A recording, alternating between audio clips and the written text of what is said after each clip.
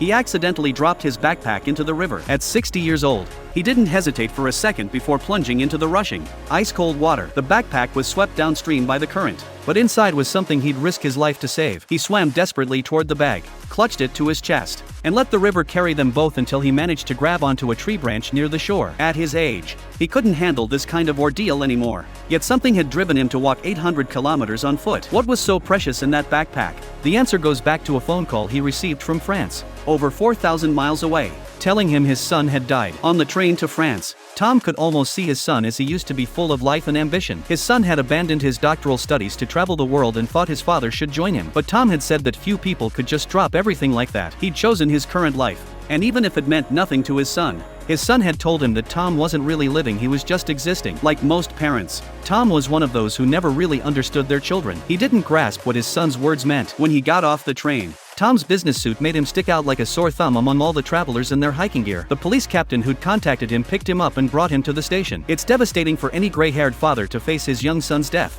and walking into the morgue took tremendous courage. Tom's eyes darted around. He couldn't quite accept what was happening. But when he saw his son lying there, his heart sank. This single father's helplessness was laid bare, and the grief and despair he'd been holding back finally burst out. From now on, he'd be completely alone. The captain explained that this was the Camino de Santiago, the starting point for pilgrims walking the ancient route. Everyone who begins this journey gets a pilgrim's passport, and completing the nearly 500-mile trek means getting it stamped at important stops along the way. The captain offered to arrange cremation so Tom could more easily take his son home, but Tom didn't respond. He went outside to try to collect himself. A Dutch guy named Joost sat down next to him and started talking about how he was doing the pilgrimage to lose weight. He also mentioned that just a couple days ago, someone had died right after starting the journey. That someone was Tom's son. That night, going through his son's belongings and looking at the photos he'd left behind, Tom finally broke down and cried. He knocked on the captain's door, desperate to have his son cremated right away. And so Daniel became a small box of ashes, while Tom inherited his son's gear and decided to carry him along to finish the journey his son couldn't complete and to finally understand this son he'd never really known. Before leaving town,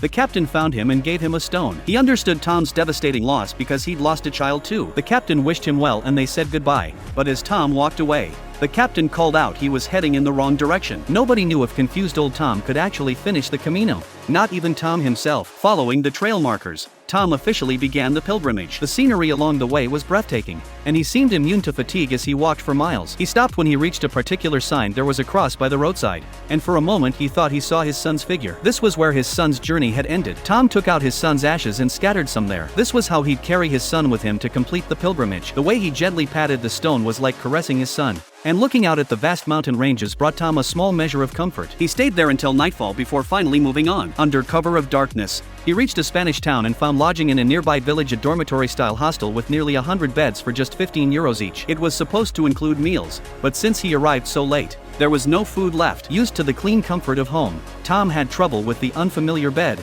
but what really kept him awake was the constant coughing, farting, and snoring. No matter how he adjusted his position, he couldn't fall asleep, even trying to bury himself completely under the covers. What finally pushed him over the edge was the sound of someone unwrapping plastic packaging. Following the noise, he spotted a man chewing on stale, hard bread. Fate works in mysterious ways. It was Joost again. He shared some food with Tom and, even better, had brought sleeping pills and earplugs. Tom finally got a good night's sleep. The next morning, he got his second stamp. Tom asked the woman if she'd walked the Camino before. She said no when she was young. She'd been too busy, and now that she had free time, her health wouldn't allow such an adventure. With over 400 miles still to go to reach Santiago, Joost became Tom's traveling companion. To make better progress, Tom pushed himself hard on the next stretch, but Joost kept stopping for local delicacies. Even a run-of-the-mill cheese shop could get him excited. Tom always wanted to move faster so he could secretly scatter his son's ashes at the trail markers, but Joost noticed anyway. When Joost tentatively asked about it and learned the ashes were Tom's son, he immediately understood the purpose of this journey. Tom's dedication earned his deep respect. At their next stop,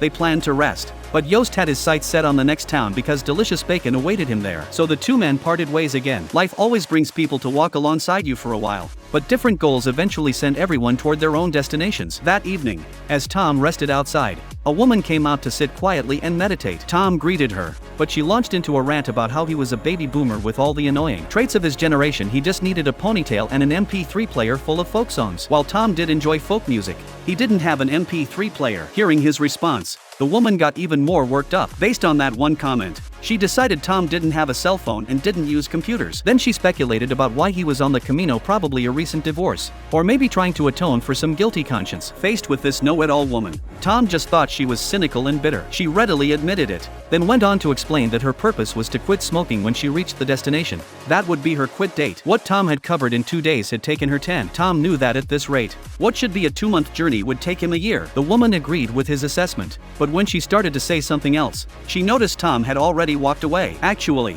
Sarah wasn't mocking Tom, she was lashing out at her own failures. The next morning, they came out to the balcony and found the manor owner using a tablecloth like a matador's cape. He mimicked a bullfighter's moves with flair, like a graceful, brave victor accepting the crowd's admiration and worship. When he realized Tom had seen his performance, he felt a bit embarrassed but admitted that his childhood dream had been to become a bullfighter. Family disagreements had prevented him from pursuing either dream. Before they left, he thoughtfully showed Tom where to find free coffee. Downstairs, Tom was surprised to see Sarah getting ready to leave. He'd thought she'd stay a few more days. Tom wished her luck and success in quitting smoking. Sarah responded but kept packing. Then Tom confessed that he actually did have a cell phone. Sarah admitted she did too, along with an MP3 player, and she apologized for her rude comments the day before. Honestly, Tom hadn't taken her jokes to heart anyway. When Sarah officially set out, her earbuds were playing the very folk music she'd mentioned. This was how Sarah began to take the journey seriously. After resting a bit, Tom set out again too. After walking for who knows how long, he stopped on a bridge to rest and opened his backpack to stretch his aching body,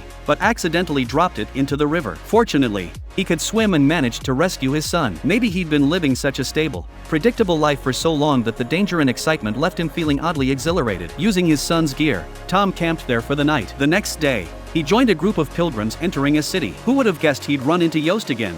Though their purposes differed, people on the same path always meet again eventually, so the two resumed traveling together. Before long, Tom encountered Sarah too, turning their duo into a trio. Tom always walked ahead, leaving his son's ashes in appropriate spots. Sometimes when there were crowds of people, Tom met a priest who gave him his prayer beads. At first Tom refused such a precious gift, but the priest insisted so warmly that he finally accepted. The group kept returning to the same 3 people until, in a field full of haystacks, Tom discovered their 4th member. The man was acting crazy, throwing a stick up in the air. He quickly approached them to apologize. He was a writer suffering from writer's block, hoping to find inspiration on the road. So 3 became 4, which didn't really affect Tom. Yost and the writer told the author about Tom's purpose for the journey. The writer felt he'd found new inspiration and material, while Sarah remained the only one who didn't know Tom's real reason for being there. The group passed through a small village with a highly rated lodging place. The host was thrilled to have pilgrims visit and eagerly asked for their passports, excited to stamp them because his was the only unique stamp on the entire route. He carefully and enthusiastically pressed his custom-designed stamp made in his own image onto their passports.